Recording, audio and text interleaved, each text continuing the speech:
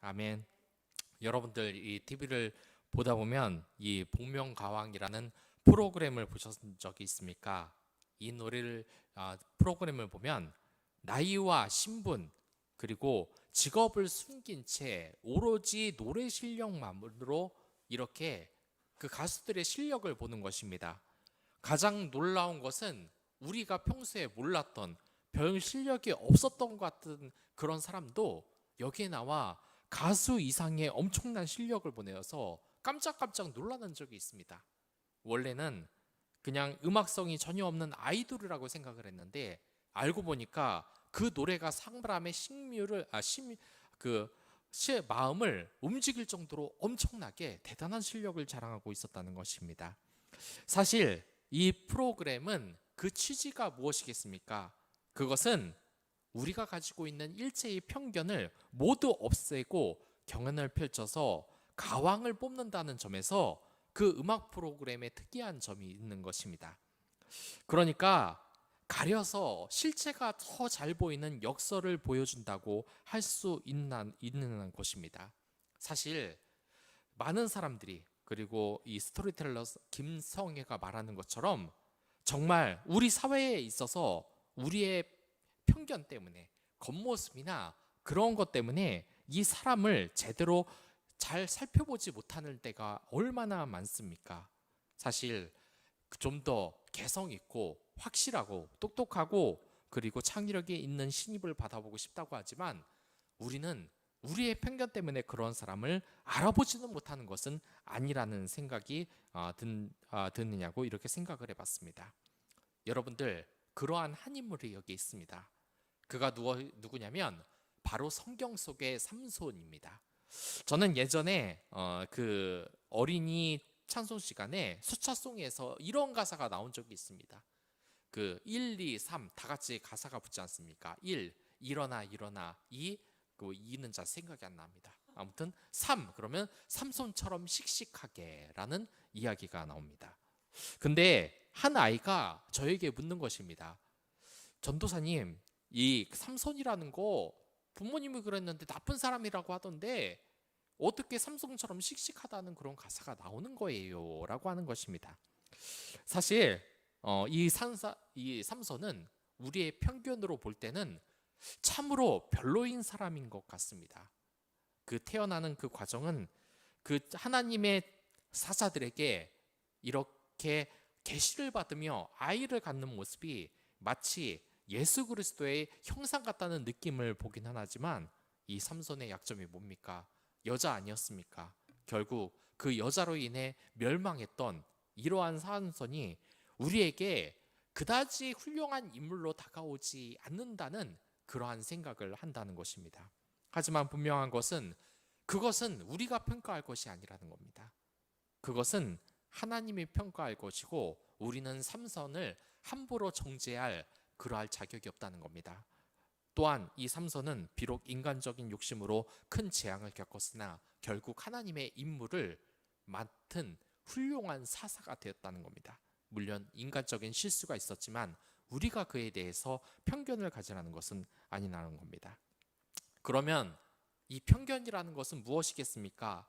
우리나라에서는 이렇게 이 편견을 줄이라고 하면서 오히려 편견을 더 갖기 위해서 더 많은 정보를 요구합니다. 학력을 정확하게 적어야 되고 인적사항 하나도 속이면 안 되고 정확하게 기재를 해야 된다고 합니다. 이게 삐뚤어지면 놀림값이 되는 시대입니다. 아주 확실한 정보를 갖기를 원하는 겁니다. 예전에는 이런 일이 있었습니다. 이게 실제로 있었던 일인데 시험을 보는데 이 시험에서 사진을 찍고 어떤 여자가 수험표를 보고 이렇게 시험을 봤습니다. 근데 이 시험을 보기 전에 갑자기 방송이 나오는 겁니다. 그래서 이 여자분이 그 시험관이 있는 사무실 안으로 들어가 보니까 이런 말을 하는 겁니다. 여기 이 수험표에 본 이 사진하고 이 사진이 본인이 맞냐는 겁니다. 이 사진에는 예쁘게 화장한 얼굴이 있는데 본인의 얼굴을 보니까 도저히 이게 매치가 안 된다는 겁니다. 그래서 한 겸사관이 5명, 10명씩 모여가지고 이 여자가 맞냐 확인을 했는데 어떻게 보니까 도저히 안 맞는 것 같은데 자세히 보니까 그래도 이목구비가 있어서 겨우겨우 통과를 해서 이 여자가 시험을 봤다는 겁니다. 근데 이 시험관들이 이런 말을 했다고 합니다. 이게 화장이야, 변장이야, 이런 말을 했다고 합니다. 이런 것처럼 우리는 정확한 정보, 편견을 갖지 않기 위해서 그 사람의 직업 같은 것을 안 물어보고 그러는 것이 아니라 정확한 정보를 더욱더 요구하는 그러한 시대가 되고 있습니다. 교회만 와봐서도 어떻습니까? 자신이 사는 가족이 누군지 다 말해야 되고, 특히 이 직업을 말하는데 저는 깜짝 놀란 장면도 봤습니다. 이 직업이 별 볼 일 없다고 그것을 비웃는 이 성도들을 본 적도 있습니다. 사실 우리가 이 삼손이라는 이력서를 한번 보면 어떻습니까? 이 하나님의 그러한 축복을 받으면서 태어난 사람이지만 조금도 하나님의 의를 따르지 않았다는 그러한 이력서의 나쁜 것들이 이 삼손에 가득하게 나와 있는 것입니다. 하나님의 은혜를 받았으면 정의를 위해 싸워야 되는데 여자만 꽁무니만 쫓아가고, 또한 이 나시린으로서 깎아야 되면 안 되는 이 머리털을 깎아버리고, 또한 나시린은 술을 마시면 안 되는데 이 술을 또 가까이 하고, 또 나시린은 이 시체를 전혀 가까이 하면 안 되는데 이 죽은 사자의 꿀을 떠먹는, 하나님이 하지 말라는 짓만 골라서 했던 이 고구마의 이 삼손의 이야기가 바로 오늘의 이야기라는 것입니다. 여러분들, 이 삼손에 대해서 어떻게 생각을 하십니까? 정말 하나님의 사사로서의 자격이 있는 사람이라고 생각을 하십니까? 이 모세처럼 바다를 쫙 가르며 우리에게 사이다를 물려주는 이러한 위대한 성경 인물도 있는데, 이 삼손을 보면 한없이 고구마 같습니다. 그 여자한테 푹 빠져서 자신의 약점을, 하나님만 알고 있는 자신의 약점을 여자한테 말해서 결국 두 눈이 뽑히고 머리털이 다 밀리고 그 블레셋인들에게 어마어마한 수모를 당하는 이 삼손의 이야기는 우리에게 시원한 사이다가 아니라 고구마를 먹이는 것과 같습니다. 하지만 이 삼손은 결국 주님의 은혜를 알고 그 임무를 행사했던 인물이라는 것을 우리가 잊어서는 안 된다는 것입니다. 여기서도 그렇습니다. 이 삼손이 그 당시 이 블레셋 사람들이 이스라엘 사람을 지배하고 있었습니다. 그래서 이 무시무시하게 겁먹어서 아무것도 못하는 이 유다인들 사이에 이 삼손은 그들의 앞에 나와서 그들의 밭을 몽땅 불태웠습니다. 그래서 이 열받은 블레셋인들이 유다인들에 가서 따졌습니다. 삼손을 당장 내놔라. 우리의 밭을 함부로 태웠다. 그래서 이들이 어떻게 행동을 하냐? 이 유다인들이 블레셋인과 용기를 가진 이 삼손 앞에 나타나서 삼손에게 잘했다 그랬을까요? 그렇지 않습니다. 이 무시무시한 블레셋인들에게 왜 대들었냐고 오히려 삼손을 책망합니다. 그러자 이 삼손은 그러면 차라리 나를 저들에게 넘겨라 라고 합니다. 그래서 유다인들이 이 삼손을 블레셋인들에게 넘기고 꽁짓 빠지게 도망을 갔는데, 이 삼손은 그 자리에서 그 동아줄을 모두 태워버리고 나귀토표를 들여서 그 자리에서 그 무시무시한 블레셋인 1000명을 이 나귀토표로 모두 죽였던 사건이 이 에나골의 사건이라는 것입니다. 그래서 이 삼손은 그 자리에서 어떻게 했냐? 내가 이들을 해치웠다. 내가 내 힘으로 이것을 모두 죽여버렸다라고 했습니다. 하지만 이러한 삼손의 자신감은 곧 하락하고 맙니다. 왜냐? 이 아무것도 없는 이 광야에서 1000명이나 나귀토표로 때려 죽이긴 했는데 이제 목이 마른 겁니다. 그런데 이 주변을 보니까 이제 1000명을 죽이느냐, 얼마나 이 에너지를 많이 쓰고 갈증이 나겠습니까? 그러나 아무런 마실 물이 없는 것입니다. 그러자 이 삼손은 죽음 가운데 이제 생각을 하고 자신이 이제 죽을 수밖에 없다는 이 가운데서 이제 깨달았던 겁니다. 여호와가 없으면 안 되는구나. 내가 아무리 강한 힘을 가지고 있어도 이 하나님이 없으면 안 되는구나. 그래서 오늘 말씀처럼 이렇게 여호와께 부르짖어 말하는 겁니다. 주께서 종의 손을 통하여 이 큰 구원을 베푸셨사오니 내가 이제 목말라 죽어서 할례 받지 못한 자들의 손에 떨어지긴 나이다. 이제야 자신이 사사인 것을 알아버린 것입니다.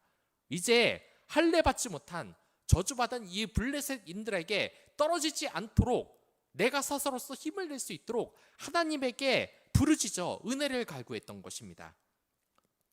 이렇게 반응한 것이 무엇이겠습니까? 그것은 이 삼손이 자신의 한계를 이제 체험했기 때문입니다. 모든 것이 강해서 어마어마해서 저 모든 것을 다 할 수 있을 거라고 생각을 했지만 전혀 그렇지가 않다는 겁니다. 저는 이 군대를 다녀왔을 때 굉장히 몸이 좋은 이 병장 한 명이 있습니다. 그 사람의 이름도 기억이 납니다. 정태화 병장이라는 사람이었는데 항상 몸이 진짜 어마어마합니다. 그러니까 이 자신감이 또 얼마나 어마어마하겠습니까? 그 보디빌더 하는 그 모습을 봤는데 이 몸이 정말 보통 사람이 볼 수 없을 정도로 우람합니다. 여러분들 그 코미디 빅리그인가, 제가 정확한 프로그램 이름을 안 보이는데 거기에서 이 굉장한 이 직맨이라고 하는 이 남자가 있지 않습니까? 그 남자처럼 이렇게 체격이 좋은 사람이었습니다. 근데 자신감 넘치는 이 병장이 그때 이런 소리를 한번 한 적이 있습니다. 자기가 이 육군 부대로 복귀를 하는데 갑자기 저기에서 술을 마셨는지 과속을 해서 자신을 꽉 부딪혔다는 겁니다. 근데 어떻게 됐느냐? 그 차는 아주 박살이 났는데 자기는 멀쩡하더랍니다. 이렇게 힘을 강조했던 사람이었는데 얼마 있다가 전역을 한 후 그 사람이 TV에 나오는 겁니다. 보니까 그 당시 스포츠 오디세이라는 프로그램이 있었는데 거기에서 시범맨이라고 어떤 스포츠를 할지 이 시범으로 시청자들에게 설명을 하는 그런 곳에 이렇게 나왔던 겁니다. 근데 그 병장님이 그런 이야기를 한 적이 있습니다. 사실 이렇게 몸도 좋고 모든 것이 자신감이 있고 그랬는데 사실 이 사회에 있어서 그 어려운 일을 정말 많이 당해보고 이 사회가 쉽지 않겠구나라는 생각을 정말 많이 했다는 겁니다. 우리가 이렇게 몸뚱이가 얼마나 약한지 여러분들 아십니까? 사실 저도 이 공장에서 자동차 부품을 옮기는 그 알바를 한번 해봤는데 이게 정말 쉬운 일이 아닙니다. 그 무게가 한 1kg만 넘어가는 자동차 부품을 옮기고 포장하고 이 작업을 하는데 정말 이 발이 도저히 설 수 없을 정도로 무너지고 이 팔도 아픕니다. 근데 주변에서는 어떻게 합니까? 전문 놈의 새끼가 그것도 못하냐? 그러면은 저는 더 열심히 들고, 욕을 한 건 좀 죄송합니다. 아무튼 그때 그런 말을 제가 들었다는 겁니다. 그렇게 자동차 부품을 들고 하는데 옆에서 이제 좀 하다 보니까 쉬운 일을 하라, 자동차 부품 조립을 하라고 여기 보내는 겁니다. 그래서 좋았다 싶었습니다. 그래서 이 자동차 부품을 이렇게 조립하려고 그러니까 옆에 아주머니가 또 이런 말을 하는 겁니다. 남자가 이런 일을 왜 해? 남자가 좀 힘쓰는 걸 해야지 하면서 또 힘쓰는 쪽으로 저를 보내는 겁니다. 그래서 또 열심히 죽어라 그걸 했습니다. 근데 사실 그렇습니다. 남자고 여기자고 힘든 일은 다 힘든 거지 남자라서 쉽고 여자라서 쉽은 게 어디 있겠습니까? 그리고 그 일하는 도중에 그 남자 사장님이 저에게 이런 말을 했습니다. 나는 여자하고 일하는 게 싫다. 이 여자들은 말 한마디 하면 자꾸 삐진다. 근데 남자들은 시원시원하게 막 이렇게 같이 사나이답게 말하고 막 그럼 좀 싸우기도 하고 그래도 이 뒤끝이 없어서 좋다. 그러면서 저한테 막말을 해야 되는데 솔직히 남자도 솔직히 뒤끝이 있습니다. 그리고 남자도 똑같이 상처받습니다. 제가 지금 말하는 것은 뭐냐면은 남자 여자 편가르지 말라 지금 편가르게 하는 것이 아니라 남자 특히 이런 특공대원 삼손이라는 사람 그리고 우리가 강하게 보이는 그 사람들도 다 연약한 인간일 뿐이라는 겁니다. 그러니까 이 삼손도 얼마나 황당했겠습니까? 자신이 1000명이나 때려잡았지만 결국 물 한 잔 없으면은 죽을 몸뚱이라는 것을 깨달았다는 겁니다. 그렇기 때문에 이 인생에 있어서 이 삼손이 어떻게 했냐? 바로 하나님께 기도를 했다는 겁니다. 하나님께 기도를 하니까 이 하나님이 결국 이 레이의 한 우물한 곳을 터뜨리셔서 우물을 터뜨리고 삼손은 그 물을 마시며 하나님의 은혜에 감사했다는 것입니다.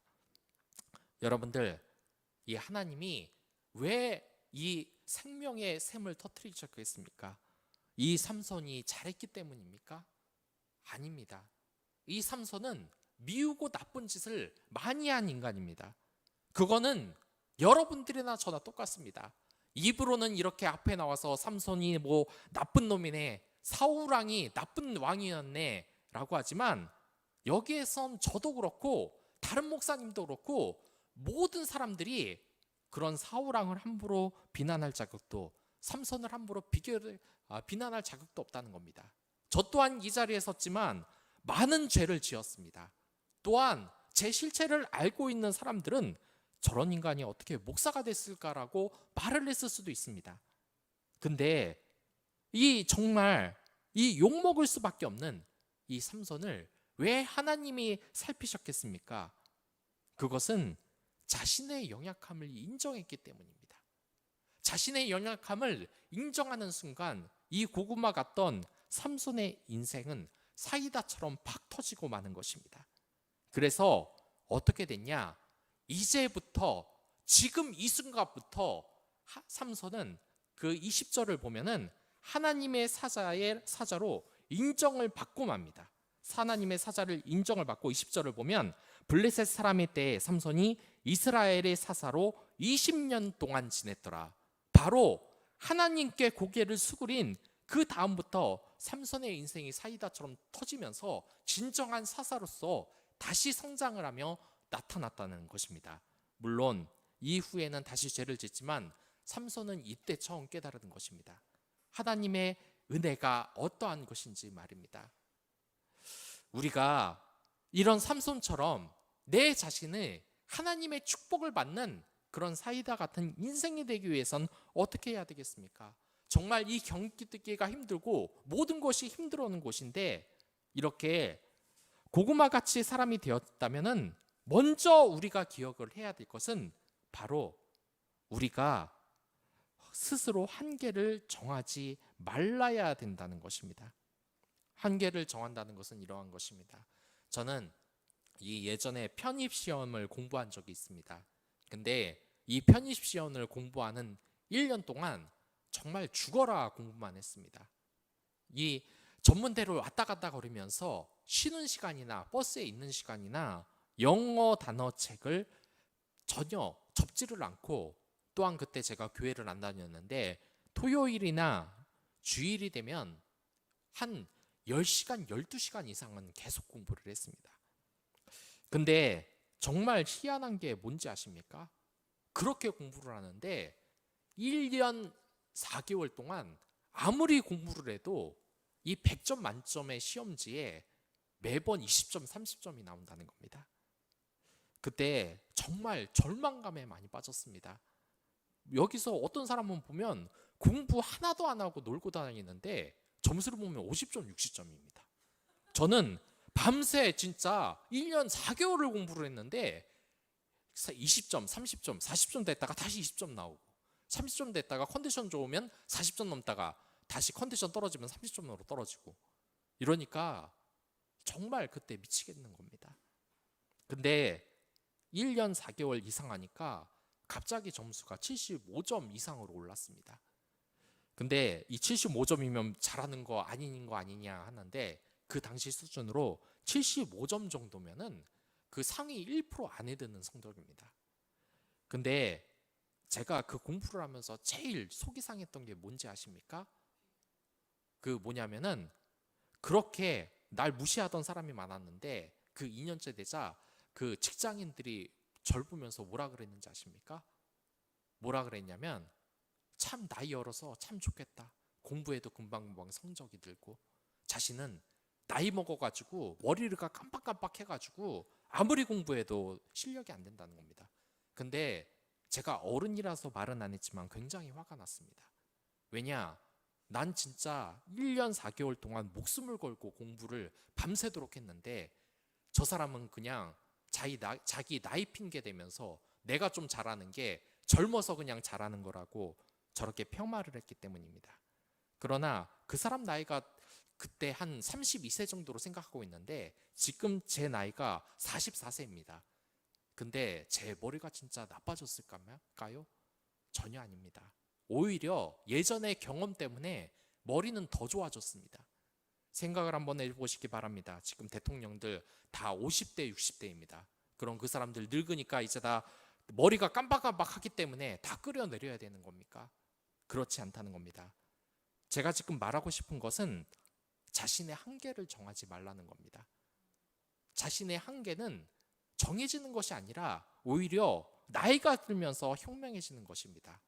아마도 진짜 그 사람에게 죄송한 얘기지만 나이 탓을 하면서 자기가 깜빡깜빡한다는 그런 마인드를 가지면 어디 가서든 솔직하게 시련을 겪을 가능성이 높을 것 같습니다. 우리도 인생이 그렇습니다. 저는 이렇게 교회를 다니면서 제 예전의 모습도 그렇고 성도들의 모습을 볼 때 아쉬울 때가 많습니다. 그것이 뭐냐면 이 그리스도를 믿는다는 사람들이 자기 비하를 너무나 많이 한다는 겁니다. 내 인생이 제대로 안 되고 힘들고 죽겠다라고 하면서 정부 욕을 하고 또한 내 상사를 욕하고 내가 그들 때문에 잘 못 살고 있다고 사람들을 원망하면서 하는 겁니다. 근데 저도 그랬습니다. 20대에도 그랬고 30대에도 30대 후반에도 그랬습니다. 내가 잘 안 되는 게 내 곁에 있는 전도사님 때문이고 내가 잘 안 되는 게 저 기도 안 하는 담임 목사님 때문이고 근데 그러고 보니까 저에게 남는 게 아무것도 없는 겁니다. 제가 남만 원망하고 전혀 발전이 없는 사람이라는 것 하나님이 그것을 깨달아 줬다는 겁니다. 그리고 이 편견을 깨주는 순간 내 한계를 극복하고 싶은 순간이 언제냐면 이제 기도를 할 때입니다. 그때부터 제사 자신의 한계가 깨지는 것을 느꼈습니다. 그 경험이 여러분들의 삶 속에 임했으면 좋겠습니다. 저처럼 죄짓고 또한 자신의 한계에 절망하는 것이 아니라 내 한계는 있지만 하나님만 위지하면 이렇게 목마른 이 사막에 오아시스를 터뜨린 하나님처럼 그 기적이 일어난다는 것을 여러분들이 기억했으면 좋겠습니다. 그리고 두 번째로 여러분들이 기억을 해야 될 것은 바로 뭐냐면은 만약에 한계에 부딪혔다. 삼성처럼 이렇게 됐다면은 이제부터 일을 혼자 하지 말고 같이 하시기 바라겠습니다. 그러면 어떤 사람과 같이 일을 해야 되냐? 그건 이미 답이 정해졌습니다. 여러분들이 사랑하는 사람과 일을 같이 하시기 바랍니다. 여러분들, 우리의 가장 중요한 사명 두 가지가 뭔지 아십니까? 그것은 하나님 사랑과 이웃 사랑입니다. 우리가 사랑하는 사람과 같이 일을 해야 된다는 이 말은 결국 하나님과 같이 일하고 내 이웃과 같이 일을 해야 된다는 겁니다. 이 두 가지가 안 되는 사람은 어디 가서도 자신의 한계를 깨지 못합니다. 계속해서 고구마 같은 인생을 살 수밖에 없습니다. 하지만 이것이 깨지는 순간엔 바로 앞길이 사이다처럼 터지는 인생이 될 거라고 저는 이 자리에서 자신 있게 말씀드릴 수 있습니다. 왜냐? 제가 아니라 하나님이 이제부터 일을 도맡아 하시기 때문입니다. 사실 이 하나님께 위지하는 것은 뭐겠습니까? 같이 일하는 것이 뭐겠습니까? 하나님께 보고를 하는 겁니다. 제가 이 직장을 다니면서 가장 먼저 배운 게 뭐냐? 그건 일이 터졌을 때 자기 혼자 고민을 하지 말고 상사한테 고민을 털어놓으라는 겁니다. 보고를 하라는 겁니다. 그러니까 무슨 일이 터졌다 하면 내가 잘 모르겠으면 전화를 해서 그 사람을 불러내라는 겁니다. 그렇게 불러내면은 그 사람이 이 자리에 와서 그 사람이 여기에 이 자리에 와서 내가 몰랐던 것을 다 알아서 조치를 해줍니다. 마찬가지입니다. 우리가 하나님에게 기도를 하면 여러분들이 해결할 수 없던 그런 것들이 이제 하나님께서 대신 해주신다는 겁니다. 그렇기 때문에 내가 해결하지 못하는 걸 하나님께 기도를 해야지 그것을 끙끙 앓며 더 이상 고민하지 않으셨으면 좋겠습니다. 저도 그랬지만 그 성도님들도 그 생각에서 빠져나오는 못하는 적이 많습니다.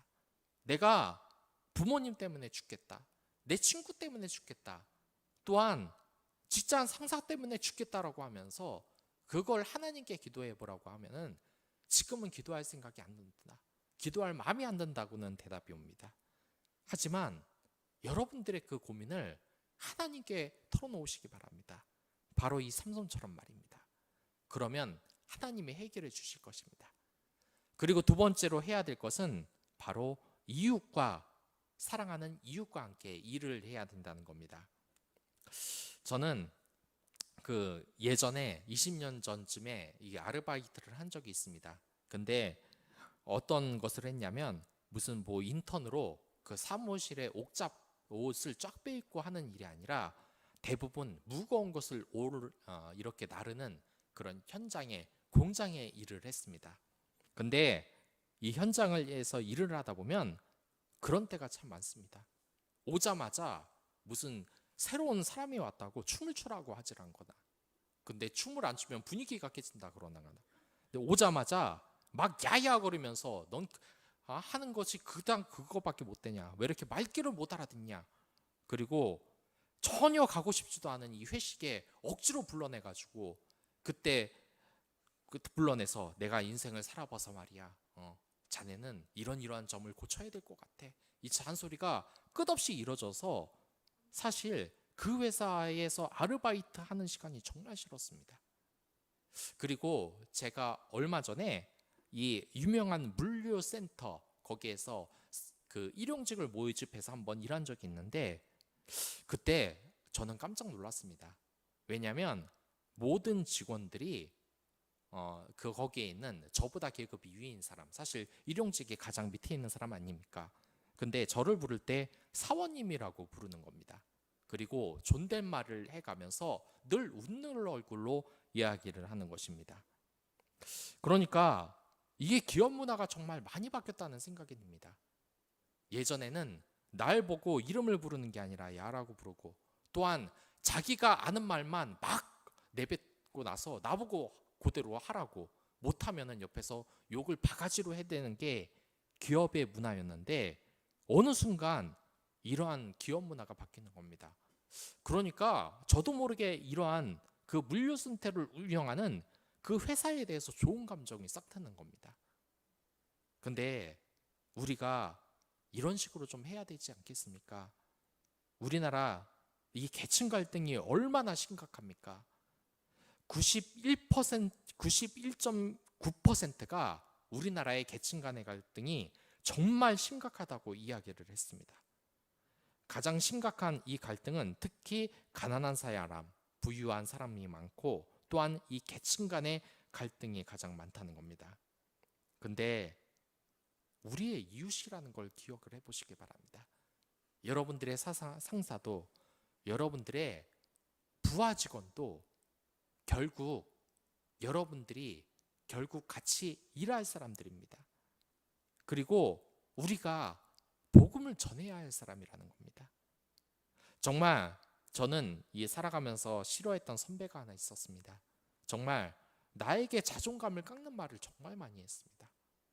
그리고 어렸을 때는 그것이 사실로 받아들여져서 그 사람한테 무슨 가스라이팅을 당한 것 같은 배신감이 느껴지고, 그 사람만 자면 멱살을 잡고 한마디 해주고 싶다는, 주먹으로 몇 대 때리고 싶다는 충동까지 일었습니다. 근데 이건 정말입니다. 기도를 하다 보니까 하나님이 그러한 사람을 용서하라는 마음을 주셨습니다. 정말 근데 그 죽이고 싶었던 사람이 저도 모르게 용서가 됐다는 겁니다. 저처럼 시기 질투가 많은 이러한 사람들도 말입니다. 여러분들도 모든 일을 이 삼손처럼 깨기 위해서는 이제부터 이웃과 화해하시기 바랍니다. 사랑하는 사람으로 다시 일을 하시기 바랍니다. 그 사람은 절대 용서 못해. 난 부모를 절대 용서 못해. 용서라는 것이 얼마나 힘든 것인가는 저도 많이 경험을 해봤습니다. 인간의 갈등이라는 것이 이성적으로 또는 감성적으로 얼마나 복잡한 감정이 여러 가지 것들이 얽혀 있습니까? 또한 이 마음의 상처로 받은 그 말들이 용서가 도저히 되지 않을 때가 있는 것입니다. 그러나 이제는 용서하시기 바랍니다. 그래야 삼손처럼 여러분들의 한계가 사이다처럼 깨지게 되는 것입니다. 내 위가 아닌 하나님 성령님의 힘으로 말입니다. 우리가 예전에 저는 이 TV에서 한지붕 세 가족이라는 그러한 드라마를 본 적이 있습니다. 근데 이 드라마를 세 자로 표현하면 뭐냐? 세 글자로 표현을 하면 고구마 드라마였습니다. 고구마. 왜 고구마냐? 그 내용이 꼭 뭐냐면 꼭 끝이 안 좋은 얘기로 끝납니다. 이게 무슨 얘기냐면 거기 있는 어떤 백수가 있는데 그 백수가 어느 날 취업을 했습니다. 그래서 이 회사에서 그 돈을 갖다 바쳤는데 다시 출근하려고 그러니까 그 사무실이 없는 겁니다. 알고 보니까 유령 회사라서 돈을 다 떼어가지고 막 억울해서 울고불고 난리 나는 내용으로 끝나고, 또 다른 화에서는 어떤 사람이 무명 가수가 막 이렇게 연주를 했는데 유명해져서 이 성공을 해서 여기 다시 이 달동네에 와서 사람들과 이 이야기를 나누면서 자신의 성공을 이렇게 기뻐하는 내용인데, 영화 끝에 그 드라마 끝에서는 이게 다 꿈이었습니다. 또 백수로 돌아가 있고, 그리고 또 어떤 내용이 있냐면 또 이 백수가 또 합격이 돼서 보니까 수석을 합격을 한 겁니다. 그래서 이렇게 딱 갔는데 회사를 딱 가니까 어떤 여자가 있는 겁니다. 그래서 자기 이름을 누구누구 씨 하니까 예 그랬는데 자기가 손을 들었는데 옆에서 그 여자가 또 손을 드는 겁니다. 알고 봤더니 동명이인이었는데 이 여자가 합격한 건데 자기가 합격했다는 것을 타가를 하고 간 겁니다. 또 어떤 화는 또 뭐가 있었는지 아십니까? 이 복권을 샀는데 둘이서 복권을 맞춰봅니다. 근데 복권이 모두 숫자가 일치한 겁니다. 그래서 우와 1억이다 1억이다 하는데 알고 보니까 둘 다 이 전화로 신문 보고 맞췄던 겁니다. 이런 식으로 자꾸 안 되는 인생만 했던 게 이 한지붕 세 가족이라는 드라마였습니다. 근데 사실 이 드라마가 우리의 인생 같지 않습니까? 뭐가 잘 될 것 같아도 뭐 하나가 삐딱하면서 잘 안 되는 것. 근데 이 삼성도 그랬습니다. 언제나 욕을 먹고 이 유다인들에게 인정받지 못한 이 삼손이 자신의 연약함을 인정하고 하나님께 기댈 때 그때 사사의 인생이 새롭게 시작됐다는 것처럼 여러분들에게도 이제 한지붕 세 가족 같은 인생이 아니라 하나님에 의해서 이 고구마가 아니라 사이다 같이 시원한 그 인생이 여러분들에게 터지기를 기원합니다. 여러분들 그러한 사이다 같은 인생을 사시기 바랍니다. 그러기 위해서 이제부터 모든 일을 혼자 하려고 하지 말고 이 삼손처럼 하나님께 의지하십시오. 그리고 하나님 사랑을 통하여서 또 이웃 사랑을 통하여서 이제 여러분들의 이웃과 화해하시고 같이 손을 잡고 앞으로 나가시길 바라겠습니다. 그럼 다 같이 기도하도록 하겠습니다. 하나님 아버지,